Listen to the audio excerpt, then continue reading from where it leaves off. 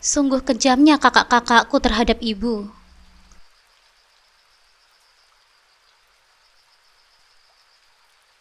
Assalamualaikum sahabat bunda. Semoga Allah selalu memberikan kesehatan dan kebahagiaan untuk kita semua.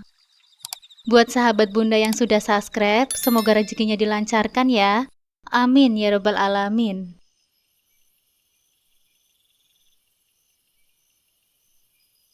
Aku Rahma, seorang wanita yang tumbuh di keluarga sederhana, di mana hidup penuh dengan lika-liku dan pengorbanan. Kehilangan ayah di usia muda membuat kami sekeluarga harus berjuang keras, terutama ibu yang menjadi satu-satunya sandaran bagi kami, anak-anaknya. Aku sebagai anak bungsu, merasakan betapa berat beban yang harus ditanggung ibu. Meski sudah menikah dan tinggal bersama suamiku, aku masih menyempatkan diri untuk merawat ibu dari jauh. Namun kehidupan seringkali memberikan kejutan yang tak terduga. Suatu hari, tanpa direncanakan, aku pulang ke kampung halaman dan menemukan kenyataan pahit yang menghancurkan hatiku. Kakak-kakakku yang selama ini kupercayai untuk merawat ibuku, ternyata memperlakukannya dengan sangat buruk. Ini adalah kisahku, kisah seorang anak yang berusia membalas cinta seorang ibu yang tak pernah berhenti berkorban. Dulu di rumah kecil kami yang sederhana, hidupku terasa begitu damai, meskipun jauh dari kata berkecukupan. Rumah itu hanya terdiri dari 2 kamar tidur, 1 ruang tengah yang juga berfungsi sebagai ruang makan, dan dapur yang tak lebih dari ruang sempit di sudut belakang. Namun di dalam rumah itu, aku, ibu, dan kedua kakakku selalu merasakan kehangatan. Ibu selalu mengajarkan tentang arti kesederhanaan dan kasih sayang. Sesuatu yang menjadi bekal hidup yang paling berharga, yang selalu terpatri dalam ingatanku. Ayah seorang pria yang keras namun penuh kasih sayang. Sosok yang selalu bekerja keras demi keluarga. Setiap pagi, ia bangun lebih awal, menyiapkan dirinya untuk bekerja sebagai supir bis yang harus menempuh perjalanan panjang. Aku masih ingat betapa tangguhnya ayah, meski tubuhnya perlahan melemah karena penyakit diabetes yang diidapnya sejak beberapa tahun sebelumnya. Ayah jarang mengeluh, bahkan saat kondisinya semakin memburuk. Namun takdir berkata lain. Ketika aku berusia 17 tahun, suatu pagi, ayah yang tak pernah mengeluh soal sakitnya, tak mampu lagi bangun dari tempat tidurnya. Hari itu kami kehilangan sosok pahlawan yang tak tergantikan. Sejak kepergian ayah, kehidupan kami berubah drastis. Ibu yang selama ini hanya mengurus rumah dan mengandalkan penghasilan ayah, terpaksa harus mengambil alih peran sebagai tulang punggung keluarga. Ibu mulai berjuang nasi di depan rumah. Aku melihat ibu bangun jauh lebih awal dari biasanya, menyiapkan segala bahan masakan dengan tangan yang sudah mulai keriput karena usia. Ibu tak pernah mengeluh meski tubuhnya sering terlihat lelah. Baginya, kami anak-anaknya adalah prioritas utamanya, dan dia rela melakukan apa saja demi mencukupi kebutuhan kami. Aku sebagai anak bungsu merasakan beban itu, bukan beban dalam arti yang buruk, tetapi lebih kepada rasa tanggung jawab dan keinginan untuk meringankan apa yang ibu tanggung. Melihat ibu yang begitu gigih berjuang, aku mulai berusaha mencari pekerjaan tambahan setelah pulang sekolah, hanya agar bisa sedikit membantu keuangan keluarga. Namun yang membuat hatiku miris adalah sikap Bang Johan, kakak tertuaku. Meski usianya sudah 33 tahun dan tubuhnya sehat, ia tak pernah mau bekerja. Alasan klasik yang selalu ia lontarkan adalah karena ia tak mau capek. Bang Johan lebih sering menghabiskan waktu di rumah, tidur, atau nongkrong dengan teman-temannya di warung kopi dekat rumah. Uang hasil jualan nasi ibu seringkali digunakan untuk kebutuhannya, seperti rokok atau jajan di luar. Kakak tertuaku seolah tak peduli dengan kondisi keluarga. Ia merasa bahwa hidup hanya untuk dinikmati, tanpa perlu bekerja keras. Kadang, aku merasa marah, tapi ibu selalu menasehatiku. Jangan pernah membenci saudaramu sendiri, nak. Setiap orang punya jalan hidup yang berbeda, dan kita harus belajar menerima mereka apa adanya. Sementara itu kakak keduaku, Mbak Rizka, hidup dalam kondisi yang tak jauh berbeda. Meski sudah menikah dengan Mas Danu, seorang kuli bangunan yang juga tinggal bersama kami, penghasilan suaminya sangat terbatas. Setiap hari, Mas Danu pergi bekerja keras dari pagi hingga sore, tapi gajinya hanya cukup untuk kebutuhan dasar mereka dan kedua anaknya. Dengan kondisi seperti itu, Aku seringkali membantu mereka. Meskipun aku sendiri masih berusaha mencukupi kebutuhan hidupku dan ibu. Aku masih ingat bagaimana suasana setiap pagi di rumah. Ibu sibuk menyiapkan nasi dan lauk pauk untuk dijual. Sementara aku membantu membersihkan rumah. Mbak Rizka seringkali terlihat kelelahan mengurus kedua anaknya. Sementara Bang Johan biasanya baru terbangun ketika hari sudah agak siang. Meskipun begitu, ada saat-saat di mana aku dan ibu duduk bersama di dapur, berbicara tentang masa lalu dan mimpi-mimpi yang dulu ibu dan ayah impikan untuk kami. Ibu selalu ingin kalian hidup dengan bahagia, nak. Apapun yang terjadi, jangan pernah menyerah, kata ibu sambil mengusap kepalaku. Kehidupan kami mungkin terlihat sulit, tapi ada rasa kekuatan dalam kebersamaan yang kami miliki. Ibu selalu menjadi pilar yang menopang kami. Bahkan ketika semua nampak berat, ia selalu menunjukkan senyum yang menenangkan. Setiap kali aku mengeluh tentang lelahnya bekerja sambil bersekolah, ibu hanya tersenyum dan berkata, "Kita harus bersyukur, nak, masih banyak orang yang hidupnya lebih sulit daripada kita." Namun seiring berjalannya waktu, aku semakin menyadari betapa berat beban yang ibu tanggung. Meski nampak tegar di luar, ada saat-saat di mana aku melihat ibu menangis di kamar. Mungkin karena merindukan ayah atau merasakan kelelahan yang tak bisa ia tahan. Setiap itu terjadi, hatiku ikut teriris. Setelah aku lulus sekolah, aku bertekad untuk bekerja lebih keras. Aku tahu ibu tak akan pernah berhenti berjuang untuk kami, tapi aku ingin meringankan beban itu, sekecil apapun caranya. Aku mulai bekerja sebagai kasir di sebuah toko kecil di kota. Penghasilanku tak seberapa, tapi setidaknya cukup untuk membantu ibu dan membayar kebutuhan rumah. Di kota kehidupanku mulai berubah saat aku bertemu dengan seorang pria bernama Anwar. Seorang pengusaha sukses yang tak hanya mapan secara materi, tetapi juga rendah hati dan penuh perhatian. Perkenalan kami terjadi begitu saja melalui seorang teman yang bekerja di sebuah perusahaan Anwar. Awalnya, aku tak berpikir akan menjalin hubungan serius dengannya. Mengingat latar belakang kami yang begitu berbeda. Aku hanyalah seorang wanita sederhana dari desa. Sementara Anwar adalah seorang pria kota dengan kehidupan yang lebih modern dan glamor. Namun takdir memiliki rencana lain. Hubungan kami berjalan begitu alami. Anwar bukan tipe pria yang suka memamerkan kekayaannya. Ia lebih sering mengajakku berbincang tentang hal-hal sederhana, tentang keluarga, mimpi-mimpi masa depan, hingga harapannya untuk memiliki keluarga kecil yang harmonis. Meskipun dia hidup di dunia yang berbeda dengan kehidupanku yang sederhana, Anwar selalu membuatku merasa nyaman dengan dirinya. Setiap kali kami bertemu, dia selalu memastikan bahwa aku merasa dihargai.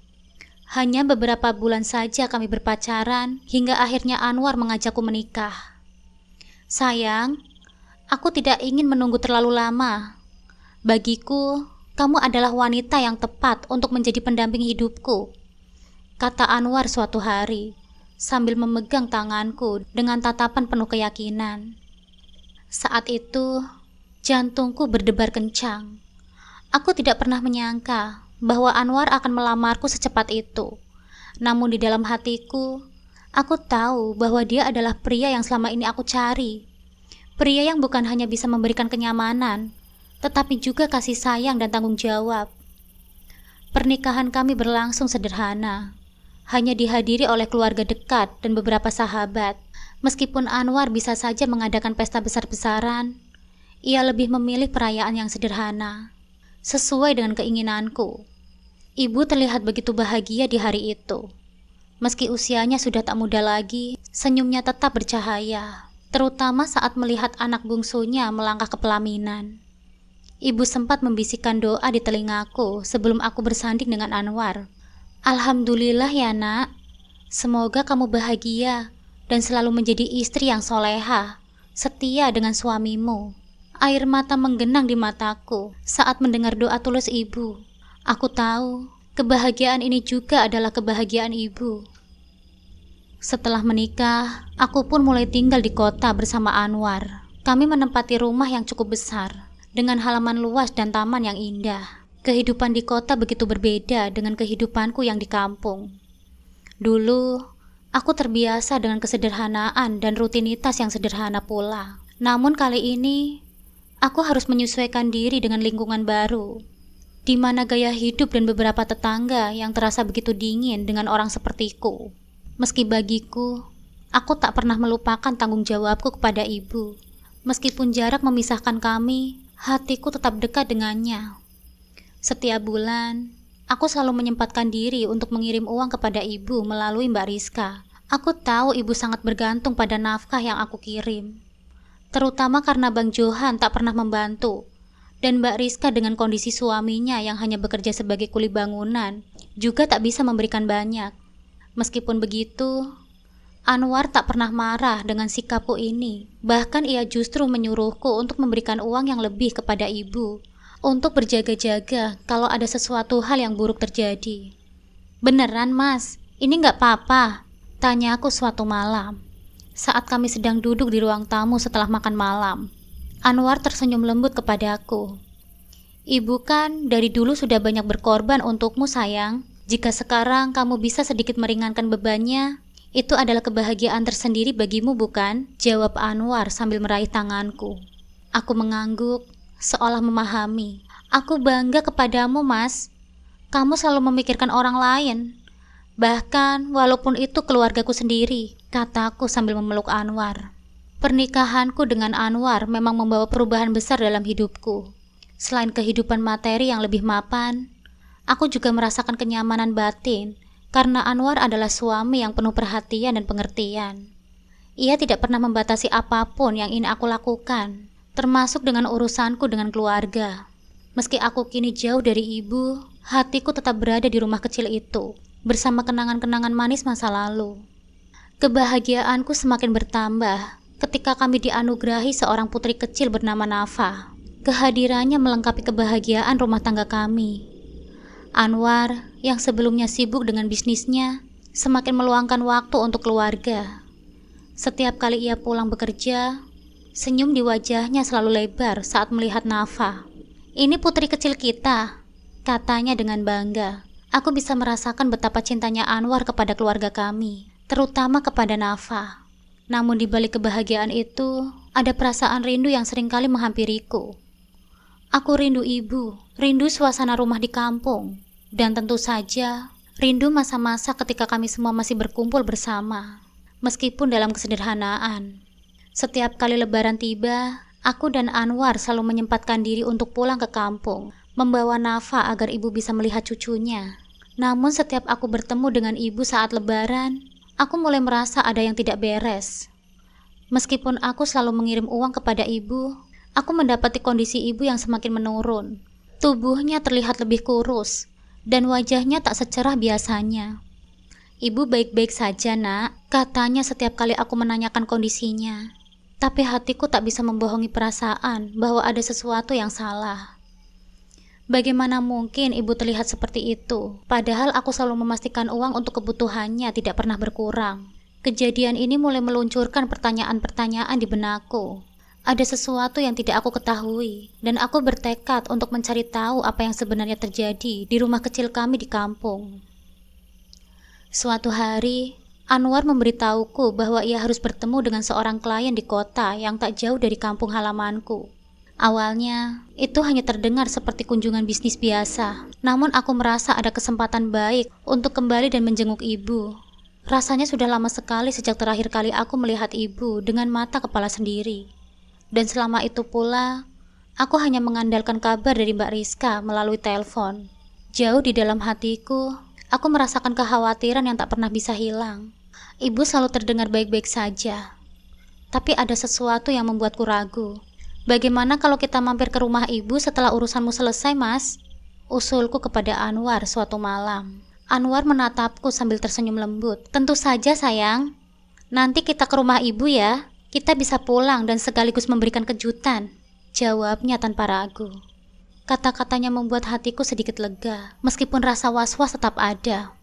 Aku merasa ini juga momen yang tepat untuk mengetahui apa yang sebenarnya terjadi selama ini.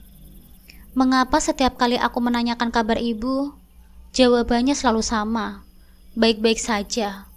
Namun naluriku mengatakan sebaliknya. Hari yang kutunggu pun tiba.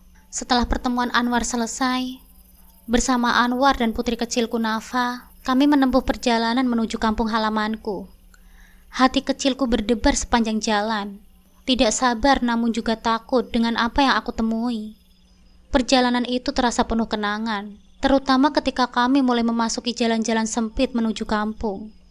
Rumah-rumah sederhana, sawah yang hijau, dan udara yang jauh lebih segar dibandingkan kota besar selalu mengingatkanku pada masa kecilku.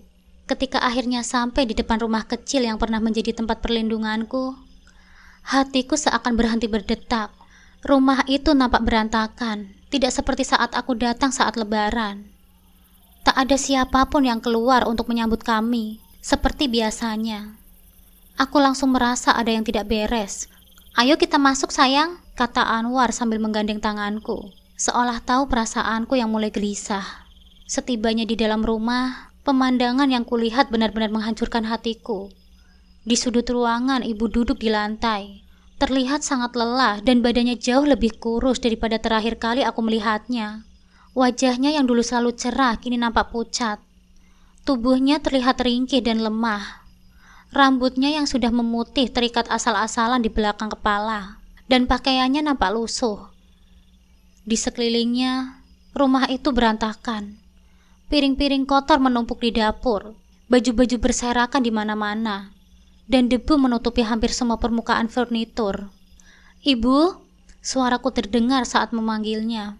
Ibu menoleh perlahan, dan saat matanya bertemu denganku, kulihat air matanya mulai mengalir di pipinya. "Nak, kamu pulang?" Suara ibu lirih, seolah terkejut namun juga sangat lelah. Aku langsung berlari memeluknya. Hatiku terasa hancur melihat kondisi ibu seperti itu. Ia bukan lagi wanita yang tegar seperti dulu. Sekarang, ia terlihat begitu rapuh, seolah menanggung beban yang jauh lebih berat daripada yang bisa dipikulnya. "Kenapa ibu tidak pernah bilang kalau keadaan ibu seperti ini, Bu?" tanya aku sambil menahan tangis. Ibu hanya menggeleng pelan. "Ibu tidak mau merepotkanmu, Nak. Kamu sudah punya keluarga sendiri sekarang," jawabnya dengan suara bergetar.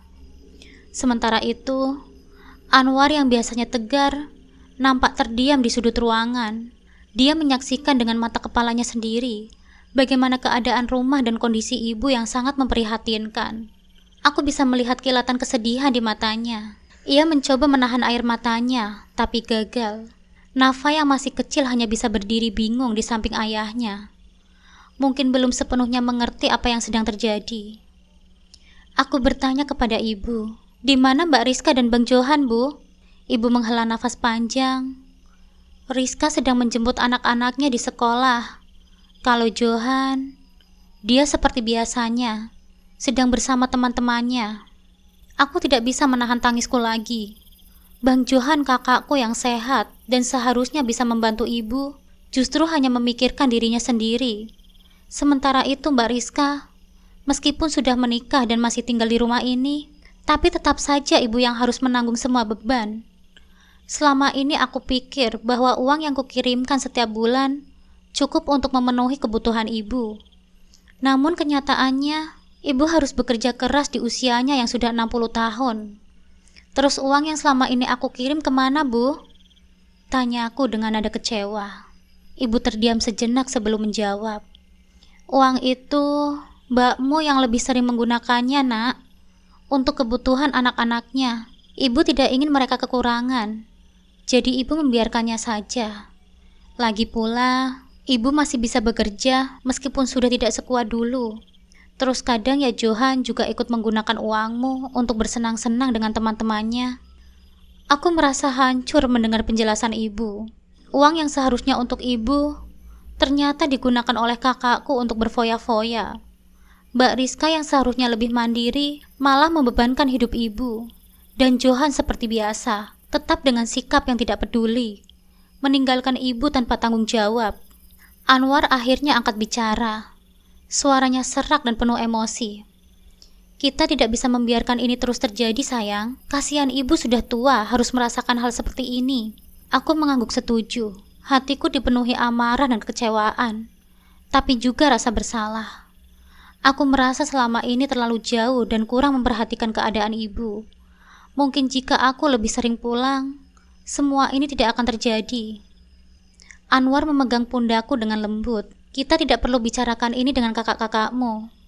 Kita ajak ibu ke rumah kita saja sekarang. Aku tak bisa lagi menahan kesedihan ini. Tanpa pikir panjang, aku mengikuti saran suamiku. Aku mengajak ibu untuk ikut bersamaku. Ibu, ikut kami ya. Aku tidak bisa membiarkan ibu sendirian. Aku tidak bisa membiarkan ibu terus begini, kataku dengan suara bergetar. Mataku berkaca-kaca. Ibu nampak terkejut mendengar ajakanku. Tapi kemudian wajahnya melembut. Ada keraguan di matanya, seolah ia tak ingin meninggalkan rumah yang telah ia tinggali seumur hidupnya. Ibu gak apa-apa, nak. Ibu masih kuat di sini. Mbakmu, Johan, suaranya melemah, seolah berusaha mencari alasan untuk tetap tinggal. Meskipun dalam hatinya, mungkin ia tahu bahwa ini adalah yang terbaik. Tidak, Bu. Mbak Rizka dan Bang Johan sudah cukup diberi kesempatan. Aku sudah melihat sendiri bagaimana mereka memperlakukan ibu. Ini bukan soal uang lagi, Bu, tapi soal kebahagiaan ibu. Ibu berhak untuk menikmati hari tua dengan tenang, jawabku dengan tegas. Anwar kemudian mendekati ibu dan berkata dengan suara lembut, Ibu, biarkan kami yang merawat ibu sekarang. Kami ingin ibu tinggal bersama kami di kota. Di sana, ibu akan mendapatkan perawatan yang layak, dan kami akan selalu ada untuk ibu. Percayalah, ini yang terbaik untuk ibu. Ibu menatapku dan Anwar bergantian. Lalu akhirnya ia mengangguk perlahan. Air matanya mulai mengalir di pipinya. Baiklah, nak. Kalau ini yang kalian inginkan, ibu ikut saja. Keputusan ini terasa berat, tapi aku tahu ini yang terbaik. Tanpa menunggu lama lagi, aku segera mengemasi beberapa barang ibu yang masih layak dibawa. Hanya pakaian dan beberapa kenangan-kenangan kecil yang ibu simpan selama bertahun-tahun. Anwar sudah menyiapkan mobil untuk membawa ibu ke rumah kami di kota, jauh dari lingkungan yang selama ini membuatnya semakin rapuh. Sementara aku menyelesaikan berkemas, hatiku dipenuhi rasa amarah dan kekecewaan kepada kakak-kakakku. Sebelum pergi, aku menulis surat untuk Bang Johan dan Mbak Rizka. Surat itu terasa sangat sederhana, tapi mengandung rasa kecewa yang selama ini terpendam. Aku tak lagi ingin berbicara langsung dengan mereka, karena aku tahu percakapan itu hanya akan berujung pada perdebatan panjang yang takkan membawa perubahan apapun. Ini adalah uang terakhir yang akan kalian terima dariku, tulisku di selembar kertas. Mulai sekarang, ibu akan tinggal bersamaku. Kalian tidak perlu mencarinya lagi, karena ibu akan mendapatkan perawatan yang lebih baik di rumahku. Gunakan uang ini untuk kebutuhan kalian, tapi jangan pernah berharap akan ada lagi kiriman setelah ini. Aku melipat kertas itu dan meletakkannya di atas meja, bersama dengan uang 10 juta yang sudah kusiapkan. Itu adalah bentuk tanggung jawab terakhirku kepada mereka. Uang yang tak seharusnya aku berikan lagi. Saat aku melangkah keluar dari rumah dengan ibu di sampingku, air mata tak bisa kutahan lagi. Aku menoleh ke arah rumah kecil itu untuk terakhir kalinya. Dulu, rumah ini penuh dengan cinta dan tawa. Tapi sekarang semua itu telah menghilang. Semua kenangan masa kecil yang dulu indah, kini terasa pahit, dihancurkan oleh kebohongan dan pengabaian. Mas Anwar menggenggam tanganku dengan erat saat kami berjalan menuju mobil. Ibu duduk di kursi belakang dengan Nafa, yang mencoba menghiburnya dengan senyuman polosnya. Melihat Nafa, hatiku sedikit terhibur. Mungkin inilah harapan baru untuk ibu. Kehidupan yang jauh dari penderitaan, di mana ia bisa melihat cucunya tumbuh dan merasa dicintai. Saat mobil mulai bergerak menjauh dari kampung halaman, aku merasa ada beban yang terangkat dari pundakku. Tapi di saat yang sama, aku merasa kosong. Bagaimanapun juga, keluarga adalah bagian dari diriku yang tak bisa kuhapus begitu saja. Namun kali ini, aku harus memilih kebahagiaan ibu di atas segalanya. Ibu, mulai sekarang, ibu tak perlu khawatir lagi ya. Aku akan merawat ibu. Dan Anwar juga sudah setuju, Bu. Ibu akan tinggal di rumah kami. Dan di sana, Ibu bisa beristirahat, menikmati waktu tanpa harus khawatir tentang apapun, kataku sambil menoleh ke arah ibu yang masih terdiam. Ibu tersenyum lemah meski air matanya masih menggenang di matanya. Terima kasih ya nak, ibu hanya berharap mbakmu dan Bang Johan bisa berubah suatu hari nanti. Kehidupan ibu kini berbalik 180 derajat sejak ia tinggal bersama kami. Aku masih ingat hari pertama ibu tiba di rumahku. Wajahnya terlihat lelah, tapi ada secercah harapan yang menyala di matanya. Anwar dan aku telah berjanji untuk memberikan yang terbaik bagi ibu. Dimulai hari itu, aku bertekad untuk membayar semua jerih payah dan pengorbanan yang telah ibu lakukan selama ini. Ibu tidak perlu khawatir lagi ya soal pekerjaan atau mengurus rumah, kataku saat mengantarkan ibu ke kamar yang sudah kami siapkan khusus untuk ibu. Ini kamar ibu. Ibu bisa istirahat kapanpun yang ibu mau. Jangan pikirkan apa-apa lagi ya bu. Kami akan merawat ibu. Ibu memandangi sekeliling kamar itu dengan kagum. Meski sederhana, kamar tersebut bersih dan rapi. Jauh dari suasana sumpek dan penuh sesak di rumah lama. Ada sofa kecil di sudut kamar. Dan di atas meja, aku meletakkan foto keluarga kami sebagai pengingat bahwa kini ibu tak lagi sendirian. Terima kasih ya nak, ucap ibu dengan suara bergetar. Ibu tak pernah menyangka bisa tinggal di rumah sebagus ini. Aku tersenyum, hatiku terasa hangat. Ini semua karena ibu. Tanpa ibu, aku tak akan pernah bisa seperti sekarang, Bu. Sekarang, biarkan aku yang gantian merawat ibu. Sejak hari itu, hidup ibu benar-benar berubah. Aku memperlakukannya seperti seorang ratu. Pagi hari, aku selalu menyajikan sarapan di meja makan, lengkap dengan teh hangat yang selalu ibu suka.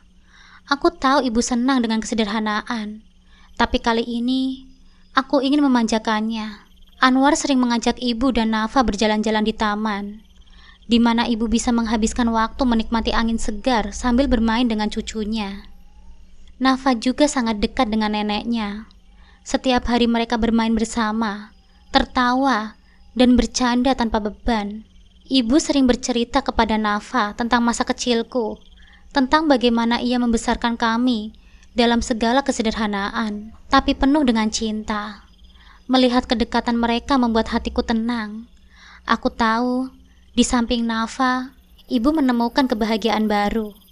Hari-hari ibu kini dipenuhi dengan tawa dan senyum. Ia tak lagi harus bangun pagi untuk memasak dan membersihkan rumah untuk orang lain, karena sudah ada 2 pembantu di rumahku. Sebaliknya, kini kami yang merawat ibu. Setiap kali aku pulang dari kantor, aku selalu memastikan untuk meluangkan waktu duduk berbincang bersama ibu. Ibu sudah merasa lebih baik sekarang? Tanyaku suatu malam saat kami duduk di teras rumah, menatap langit malam yang cerah. Ibu mengangguk pelan, matanya berbinar. Ibu tak pernah merasa sebahagia ini, nak. Ibu sudah lama lupa rasanya hidup tanpa beban. Aku tersenyum sambil meraih tangan ibu, menggenggamnya dengan erat. Itulah yang selalu aku inginkan untuk ibu. Bahagia setelah semua yang ibu lalui. Sudah saatnya untuk ibu menikmati hidup tanpa perlu memikirkan apapun lagi. Meskipun begitu, ada kalanya ibu masih memikirkan kedua kakakku, Bang Johan dan Mbak Rizka. Ada rindu di matanya setiap kali ia membicarakan mereka. Meski ia tahu bahwa hubungan kami dengan mereka tak lagi sama seperti dulu. Johan dan Rizka, mereka masih keluarga kita. Meskipun mereka salah, ibu tetap berharap mereka bisa berubah suatu hari nanti, kata ibu. Aku hanya bisa mengangguk. Meskipun di dalam hatiku, sulit untuk memaafkan mereka. Namun demi ibu, aku selalu berusaha mendengarkan tanpa mengungkit kembali luka lama. Di balik kebahagiaan yang kini ibu rasakan, aku tahu bahwa ibu masih menyimpan sedikit harapan agar keluarganya bisa bersatu kembali. Dan meskipun aku tak pernah tahu apakah itu mungkin, aku berjanji pada diriku sendiri untuk selalu berada di sisi ibu, memberikan segala cinta dan perhatian yang ia butuhkan. Setiap akhir pekan, Anwar selalu menyempatkan waktu untuk membawa ibu dan Nafa ke tempat-tempat rekreasi. Kadang kami pergi ke pantai. Di sana, Ibu bisa merasakan angin laut yang sejuk, atau hanya duduk di bawah pohon rindang sambil menikmati suasana deburan ombak. Wajah ibu selalu nampak lebih segar setiap kali kami pulang dari perjalanan kecil ini. Seolah beban hidup yang selama ini ia pikul perlahan memudar. Ibu senang bisa punya kesempatan untuk melihat dunia di luar rumah, katanya suatu hari. Tersenyum bahagia. Ibu dulu hanya bisa bermimpi bisa jalan-jalan seperti ini. Aku menatap ibu dengan perasaan lega. Di balik semua penderitaan yang telah ia alami, ibu masih bisa menemukan kebahagiaan sederhana di sisa hidupnya. Dan itulah yang membuatku terus bersyukur. Aku tahu, meskipun tidak bisa mengubah masa lalu, aku bisa memberikan ibu masa depan yang lebih cerah. Hari demi hari, kehidupan ibu semakin stabil dan penuh kebahagiaan. Ia menemukan ketenangan yang sudah lama ia rindukan. Dan aku pun merasa tenang karena aku tahu bahwa ibu kini berada di tempat yang tepat, dikelilingi oleh orang-orang yang mencintainya tanpa syarat. Dan di saat-saat seperti itu, aku merasa bahwa takdir memberikan kesempatan kedua untuk kami. Kesempatan bagi ibu untuk merasakan kebahagiaan yang sesungguhnya di sisa hidupnya. Dan kesempatan bagi aku untuk menebus segala kekurangan yang pernah ada di masa lalu. Beberapa bulan setelah ibu tinggal bersamaku, aku mendengar kabar bahwa Bang Johan terlibat dalam kejahatan pencurian dan harus masuk ke dalam penjara. Hidupnya yang penuh dengan kemalasan akhirnya membawanya pada kehancuran. Sementara itu, Mbak Rizka menghadapi masalah baru. Suaminya Danu selingkuh dan meninggalkannya tanpa memberikan nafkah. Karma mulai menghampiri mereka berdua. Kedua kakakku akhirnya menyadari kesalahan mereka. Namun semuanya sudah terlambat. Mereka berusaha menghubungiku dan meminta maaf. Namun aku sudah terlalu kecewa. Mereka harus menanggung akibat dari perbuatan mereka sendiri. Di rumahku, ibu semakin sehat dan bahagia. Setiap hari ia tersenyum, bermain dengan Nafa, dan menikmati hari-harinya tanpa beban. Melihat kebahagiaan ibu adalah kebahagiaan terbesar dalam hidupku. Aku merasa akhirnya bisa memberikan sesuatu yang layak untuknya setelah semua pengorbanannya selama ini. Dari semua kejadian ini, aku belajar bahwa keluarga bukan hanya soal darah. Kakakku mungkin terikat oleh hubungan darah denganku, namun mereka telah kehilangan arti dari kata keluarga. Sementara suamiku, Anwar, yang bukan siapa-siapa dari ibu, justru memberikan kasih sayang yang tulus. Ibu kini menikmati masa tuanya dengan tenang. Ia selalu bersyukur atas apa yang telah dilaluinya. Meski penuh dengan cobaan, aku dan Anwar berjanji akan selalu merawatnya dengan cinta hingga akhir hayatnya. Johan dan Rizka kini menjalani hidup yang sulit. Mereka menanggung akibat dari perbuatan mereka sendiri. Namun aku memilih untuk melepaskan amarah dan dendam. Bagiku, yang terpenting adalah kebahagiaan ibu. Dan kini ibu telah mendapatkan itu. Kisah ini adalah pelajaran berharga tentang cinta, pengorbanan, dan karma. Hidup seringkali membawa kejutan. Namun pada akhirnya, kebahagiaan akan selalu mendapatkan tempatnya. Ibu sosok yang tak pernah menyerah. Kini bisa tersenyum bahagia di masa tuanya. Sementara aku dan suamiku akan selalu ada di sisinya.